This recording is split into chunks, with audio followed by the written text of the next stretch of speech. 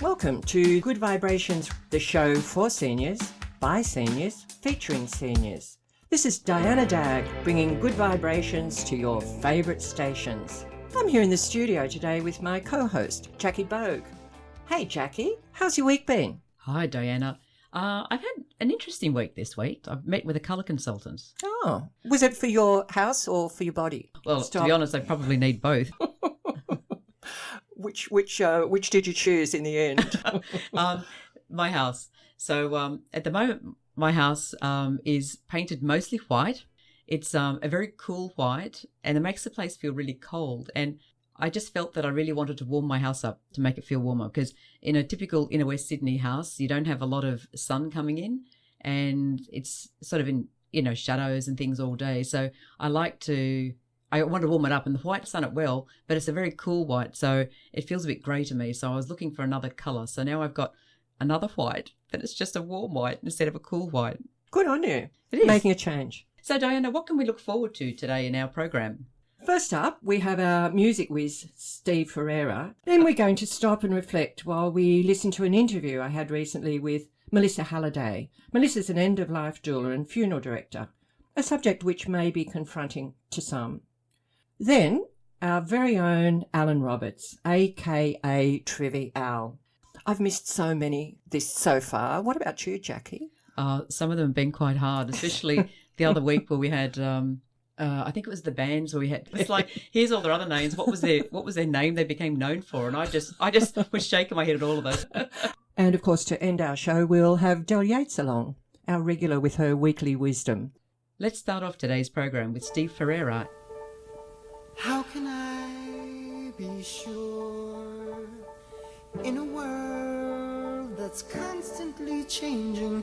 How can I be sure where I stand with you? Whenever I'm away from you, I wanna die, 'cause you know I wanna stay with you. How do I know? Maybe you're trying to use me. Flying too high can confuse me. Touch me, but don't take me down. Whenever I'm away from you, my alibi is telling people I don't care for you. Maybe I'm just hanging around with my head upside down. It's a pity I can't seem to find someone who's as pretty and lovely as you.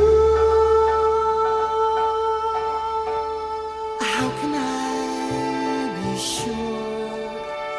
I really, really, really wanna know. I really, really, really wanna know. Hey. Oh, oh, oh,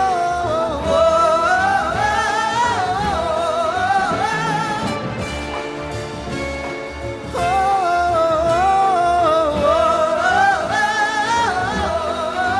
how's the weather?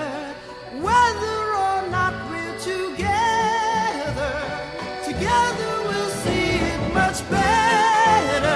I love you forever. You know where I can be found. How can I be sure in a world that's constantly changing? How can I be sure I'll be sure with you? Now, do you know who sang that song? It escaped me there for a while, and I couldn't put my finger on it who the singer was. Echoes of Burt Bacharach, Dionne Warwick. So I was floored to remember it was none other than the Young Rascals, a group that stirs up many sweet memories. So it was New Yorkers Felix Cavalieri and Eddie Brigatti, who met at the Choo Choo Club in Garfield, New Jersey in 1965, that released that song a couple of years later. They formed a songwriting partnership in 1965, where Brigatti provided most of the lyrics, while Cavalieri composed the music. After meeting Canadian guitarist Gene Cornish, Felix Cavalieri's interest in forming a band of his own led him to jazz drummer Dino Danelli. The group came up with the name Rascals while at the Choo Choo Club. Their first band name, however, was Them, T-H-E-M, but had to think again after learning Van Morrison already had that name in the bag. But then the Rascals as a name came under dispute because of another recording outfit, the Harmonica Rascals, insisting that they drop the name Rascals. And so, given they were all under 25, the Young Rascals they became, at least for the few years when the band was busy recording big hits, and until they got older. The Young Rascals turned up being quite an eclectic band. Each of their hits differed in tempo, arrangement, and style. In 1965, they came up with this party starter. A cover, as it turns out, but brilliant. 1, 2, 3. Good love. Good love. Good love. Good love. I was feeling so bad. I asked my family doctor just what I had.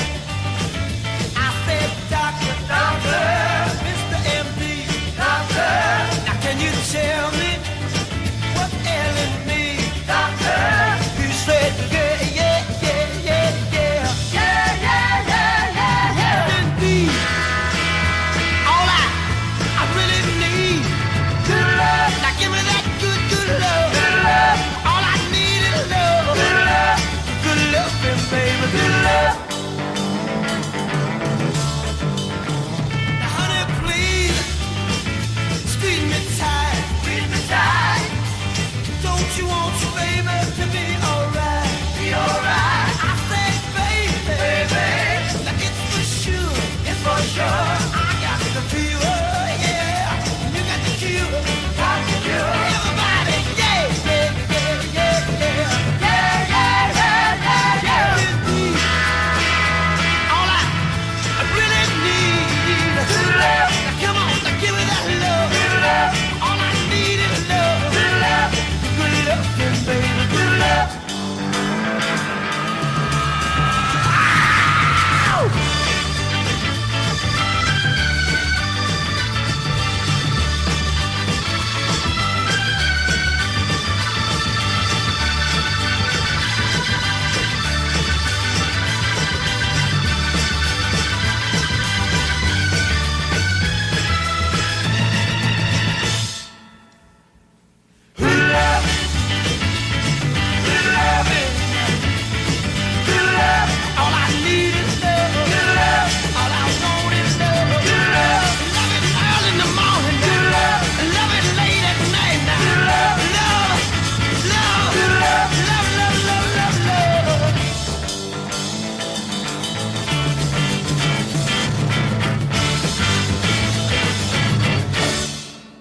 Good Lovin' reached #1 spot on the Billboard Hot 100 in May 1965 and would be taken as their musical style, a mix of garage rock and rhythm and blues.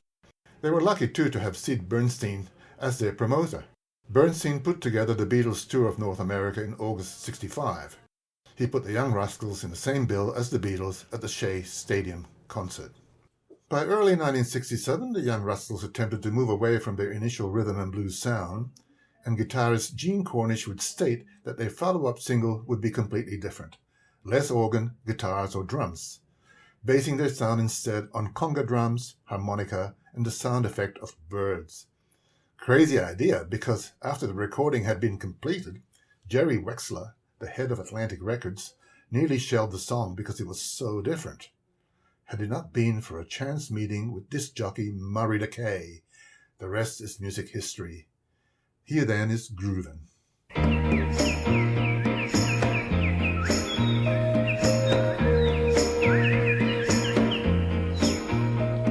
Groovin' on a Sunday afternoon.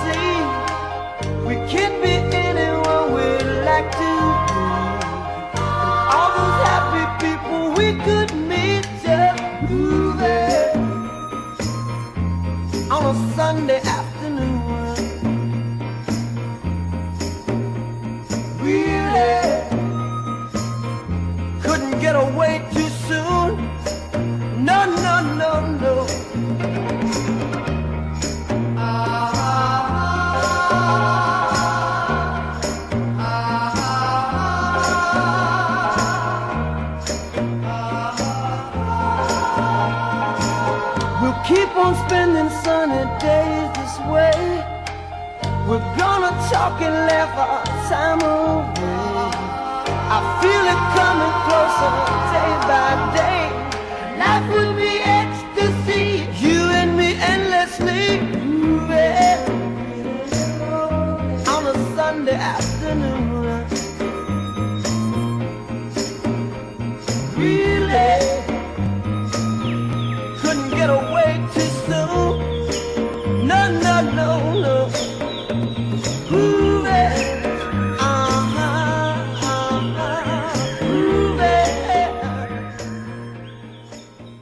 Cavalieri was inspired to compose the song by his girlfriend Adrienne Biccheri, whom he only got to meet on Sunday amidst heavy touring in the recording. Cavalieri said that groovin' was a reflection of the bliss I felt relaxing with Adrienne on Sunday afternoons, watching the world go by. And he was on the money there. Thank you for listening. Until next time on Timepieces, here's more good vibrations. Thanks, Steve. Today we're going to be talking about what can be a difficult subject, preparing for our death. Obviously, we all approach this in different ways, some with quiet determination and planning, and some leaving it to others to worry about after they die. I guess for most of us, we're somewhere in the middle. But recently we had a death in our family and we were shocked at how little our loved one had done before leaving us. And now, in the chaos that's followed, we've realised there's so much that we could have done to help him, to explain to us what he needed to leave behind so that he could have integrity about his death. And the other important dimension to all of this was navigating the complexities of the funeral industry and sorting through the piles of papers and paraphernalia that the loved one had left behind. Chaos and uncertainty. It struck me that this might be the situation for many of us. We're going to be speaking with professionals whose work can help us by demystifying aspects of death.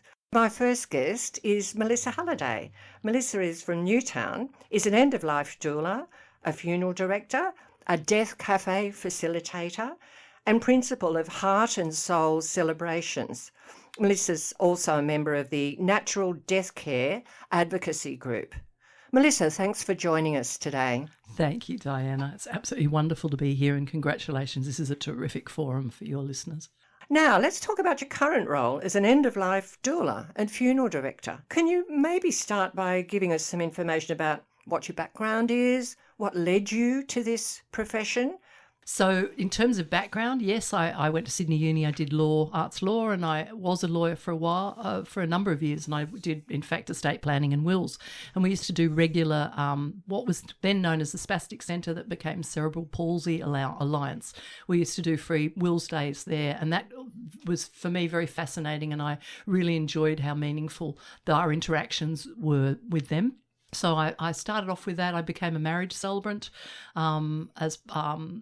during the 2006 and worked with and trained marriage celebrants and funeral celebrants. So I started moving more into that end of life area, and I also worked as a trainer with the Groundswell Project. They're the group that organises the Dying to Know Day every August that many people in Australia have heard about. Often it's a wonderful way of having death literate conversations. So I've come at it from many angles, but whether as a volunteer, as a trainer, but it's, to me, an endlessly fascinating area, and it's not for everybody, but it suits me.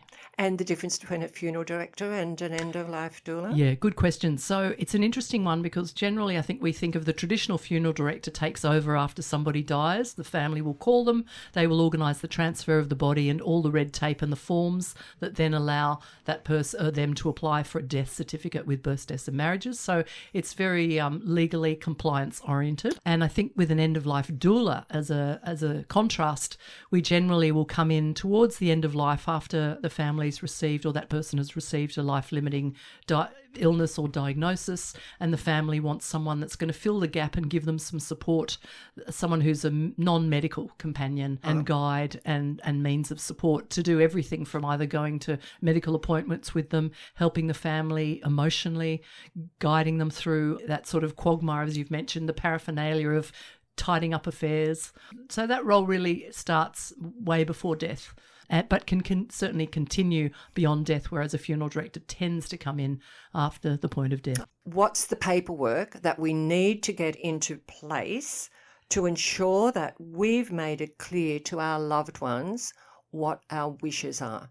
Now, that's an interesting one, and I can hear many of your listeners probably glazing over. In fact, if we can start addressing the business of dying, then we have a degree of peace of mind that allows us to get on with the business of living and to do it as fully and as well as possible. So this is really in everyone's best interest, not just the person who's dying, but the family who, if that person forgets to put a will in place, for instance, there can be endless family disputes. So it's a very loving process of considering as the person who's dying, of considering everyone, all the parties involved, and ensuring that they can basically have a whole raft of the documents that are necessary, like wills, guardianship agreements, in place, pop them in the drawer, tell the right people, like the lawyer or your executors, where they are, and then get on with the business of living, which is really all we want to do, and do well. I understand there are 5 key documents.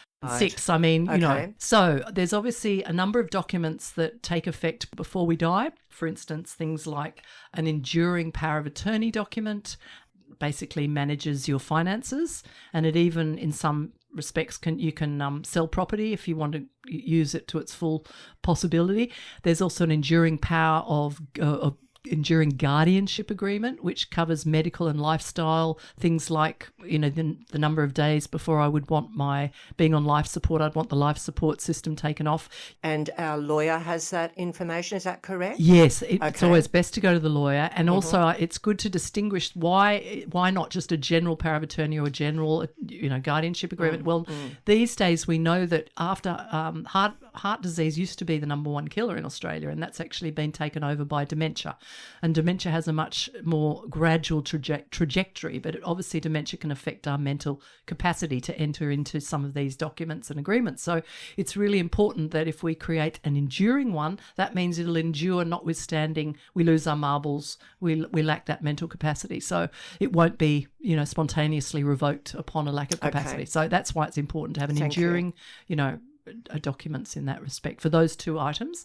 And then, of course, there's the Advanced Care Directive. It's often called different documents in different states, but you're basically appointing, in all these documents, you're appointing advocates or an executor, as it is later in your will, but you're appointing different people to represent you when you're unable to, make your wishes known, for instance. Okay, and that one, I understand, can be completed with your GP? Correct, yeah, that's right. Or a nurse. Often in New South Wales, it tends to be mandatory to fill out an advanced care directive with a nurse, for instance, before you enter a nursing home or retirement village. Yep, so that will be done. And have we talked about a will? Getting a will in place? No, so that's obviously, the will doesn't take effect, as you all know, until that person dies or until we die. So that's a document that probably in some ways is the most important.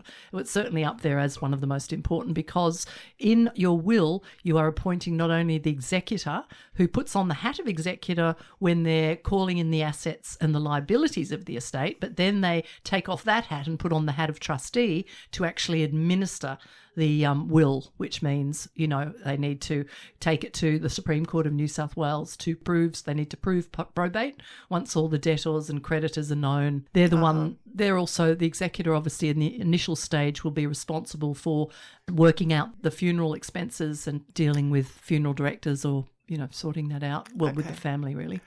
What else?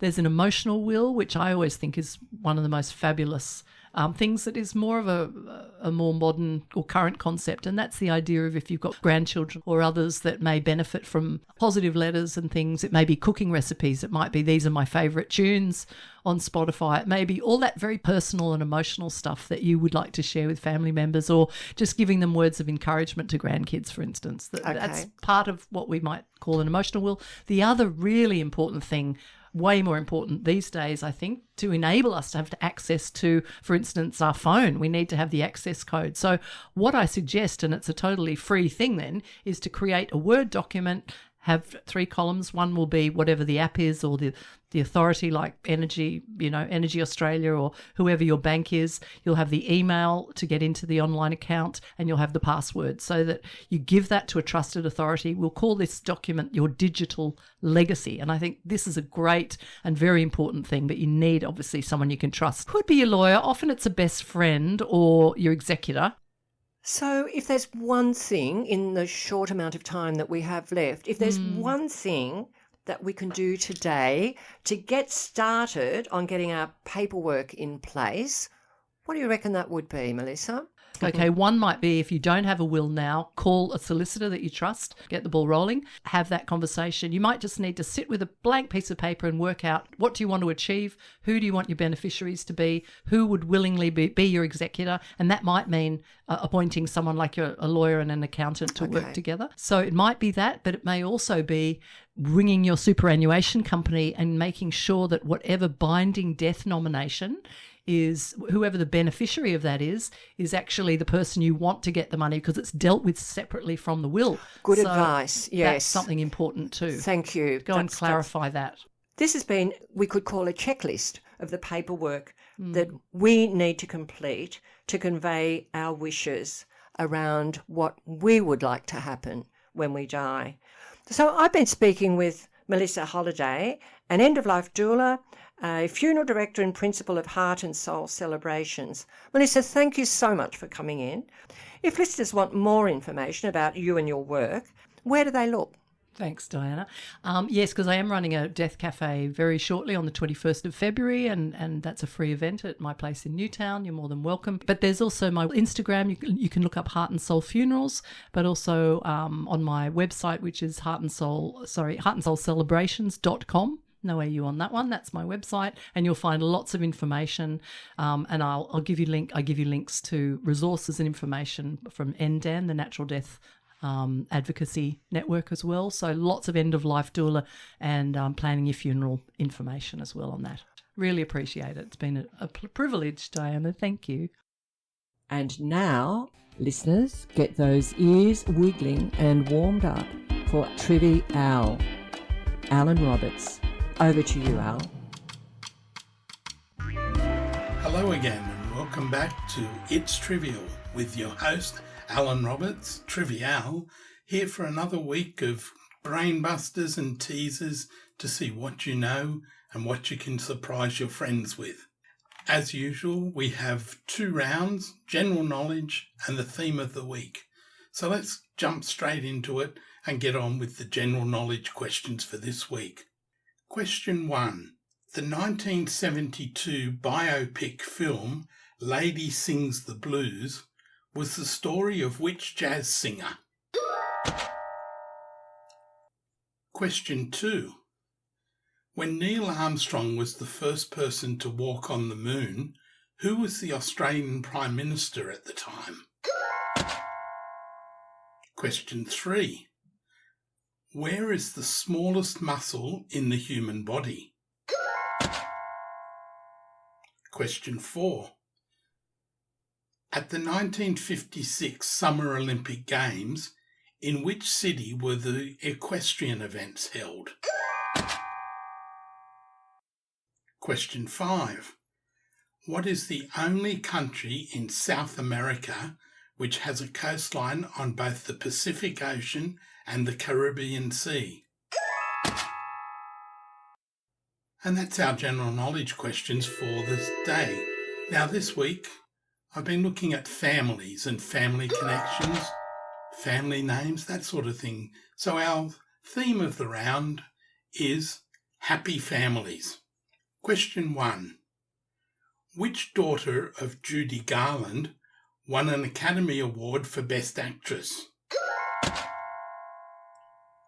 According to the creator of the series Gilligan's Island, was Gilligan his first name or his surname? Question 3.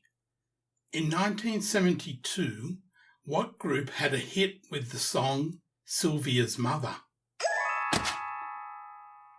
Question 4. Sibling rivalry.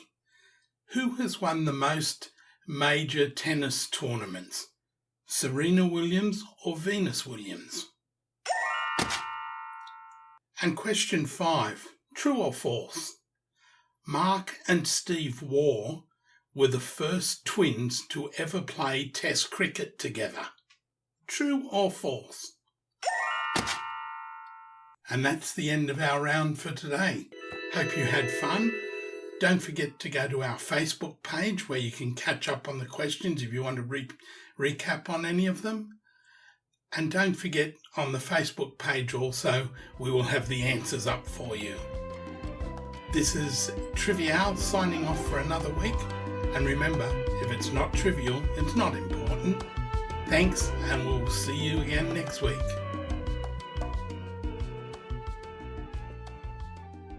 Thanks, Al. I've been trying very hard and I'm studying and doing everything I possibly can, so I hope I'm improving. Jackie, over to you to introduce our closing segment. Thanks, Diana.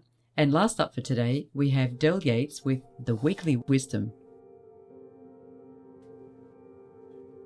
Hi, this is Del, who this week got quite a surprise when I opened my weekly wisdom from the School of Philosophy. It's not an ancient philosopher this time, it's the thoughts of a contemporary filmmaker, Chloe Zhao.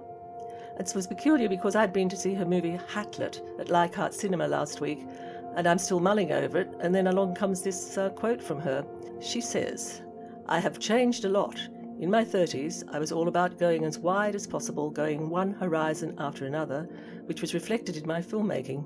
There's an insatiable restlessness to the camera in that constant searching. If I arrive in a place and there's something more exciting, I forget what I'm doing and the camera leaves for that place over there. In my 40s, I realised that I was running away from myself a lot. Now I was given a story about Shakespeare, a story about how all the world's a stage. So the challenge became to stay still like a stage, to not chase, not run. Then the only place to go becomes below, to go deep and not wide, into the depths of myself, the depths of ourselves. This can be uncomfortable, but that's the journey." So I did a bit of research on Chloe Zhao, and she's a Chinese filmmaker born in Beijing and raised there and in England. And her film Nomadland swept to the 93rd Annual Academy Awards in 2021, winning Best Picture and Best Director as well as Best Actress Award. And the comment on that comment from the School of Philosophy is stop the insatiable chase for the next more exciting thing, the chase to quench the endless flow of our desires and perceived needs and wants. Stand still, turn within, go deep. Until next week, this is Del Yates. Thanks, Del. That's the end of our show today, listeners. Thanks to our Good Vibrations regulars who made this show happen. Alan Roberts, host of It's Trivial, Steve Ferreira for Timepieces, Del Yates for Weekly Wisdom, and our special guest Melissa Halliday, end-of-life doula and funeral director, also Mary Labrie, our esteemed editor and leader, and to my co-host, Jackie Bogue. Thanks, Diana. It's been great fun being here with you today. And of course, a huge thanks to the Inner West Council for supporting our show. Remember, listeners, to check us out on Facebook. That's facebook.com/The Good Vibrations Show. And remember, we're on YouTube as well. When it comes to good vibrations, remember to take them in and send them out. This is Diana Dagg signing off.